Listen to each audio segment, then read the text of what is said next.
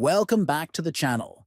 In today's video, we're going to show you how to change the map type in the Waze app by choosing the Map Editor's option. If you've ever wondered how to switch from the default map to the version designed for editors, this quick guide is for you. First, open the Waze app on your phone. Once the app is open, look to the top left corner and tap on the three horizontal lines. Next, from the menu options, scroll down and tap on Settings. Then, find and select Map Display. Now, scroll down a little until you see the option labeled Type, and tap on it. Finally, you'll see two options, Default and Map Editors. Select Map Editors to activate the map style designed for those who contribute to map editing on Waze.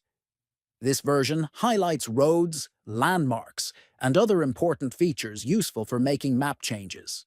That's it. Now you know how to switch to the Map Editor's view in the Waze app. This can make navigation clearer and more detailed for frequent contributors and editors.